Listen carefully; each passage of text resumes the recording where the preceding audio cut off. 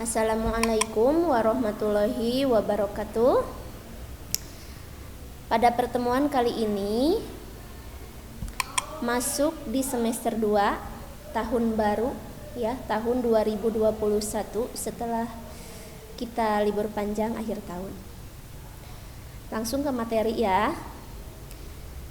Di semester 2 bab pertama yang dibahas adalah mengenai Sumpah Pemuda dalam Bingkai Bhinneka Tunggal Ika. Nama atau istilah Sumpah Pemuda pasti bagi kalian sudah tidak asing lagi ya. Sumpah Pemuda ini adalah ikrar para pemuda dari seluruh Indonesia. Sumpah Pemuda dalam Bingkai Bhinneka Tunggal Ika.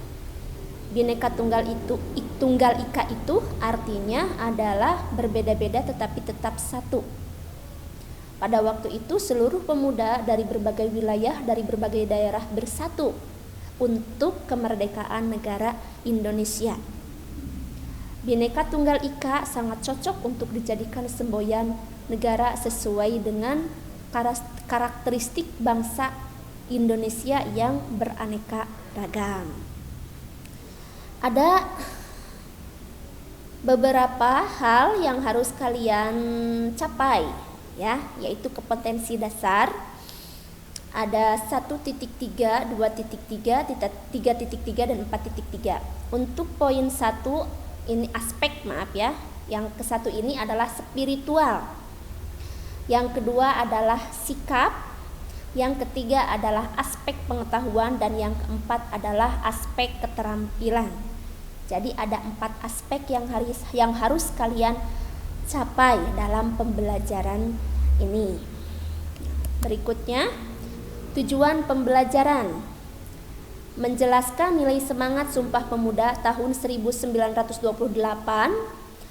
Kedua, menyebutkan nilai dan semangat Sumpah Pemuda. Yang ketiga, mendeskripsikan nilai dan semangat Sumpah Pemuda. Jadi kita harus mengetahui bagaimana proses Sumpah Pemuda ini berlangsung ya.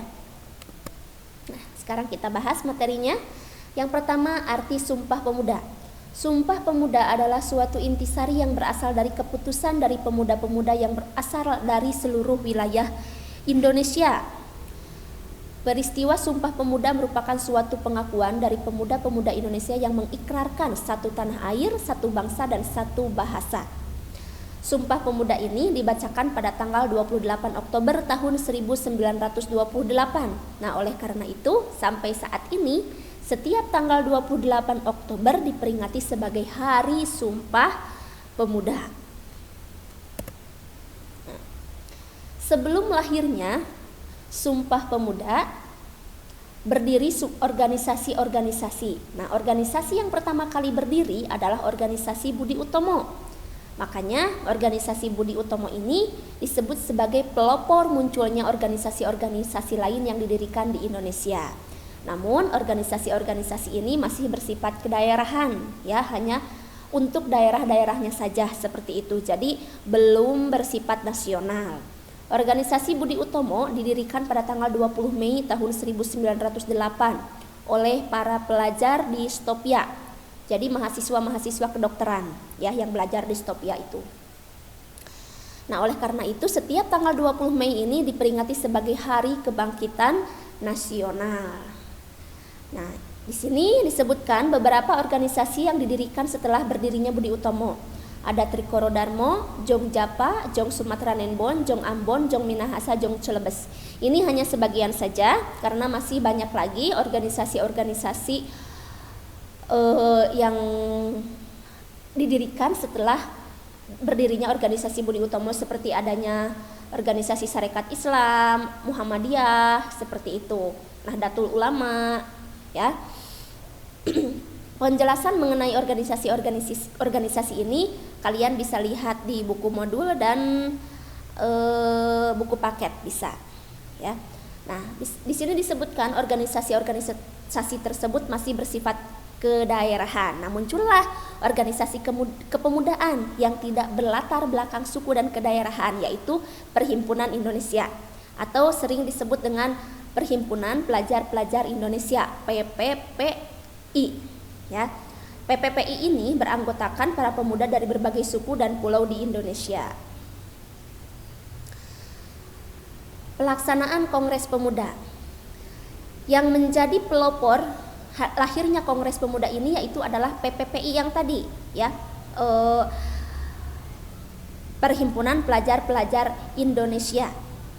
Ya, mereka menghubungi setiap pemuda-pemuda, organisasi-organisasi pemuda dari berbagai daerah untuk hadir dalam Kongres Pemuda ini.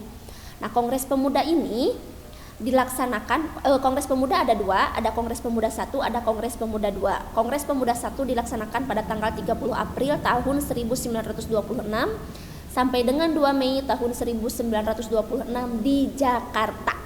Ya. Tujuannya ada 3, membentuk Badan Sentral Organisasi Pemuda Indonesia, memajukan paham persatuan kebangsaan dan mempererat hubungan di antara semua perkumpulan pemuda kebangsaan. Hasil utama yang dicapai dalam Kongres Pemuda 1 adalah mengakui dan menerima cita-cita persatuan Indonesia, menghilangkan pandangan adat dan kedaerahan yang kolot dan lain-lain. Berikutnya, Kongres Pemuda 2. Kongres Pemuda 2 dikenal sebagai Kongres Pemuda 28 Oktober 1928. Kongres Pemuda 2 ini berlangsung dari tanggal 27 sampai 28 Oktober tahun 1928. Nah, dalam peristiwa Sumpah Pemuda yang bersejarah tersebut diperdengarkan lagu kebangsaan Indonesia ya untuk yang pertama kali yang diciptakan oleh Wage Rudolf Supratman. Sebenarnya lagu Indonesia ini tidak diperdengarkan dengan diucapkan, ya, dengan dinyanyikan, tidak, tapi hanya berupa iringan musiknya saja. Karena Kongres Pemuda ini dikawal oleh Belanda. Takutnya Belanda tahu tujuan dari Kongres Pemuda ini, ya, begitu.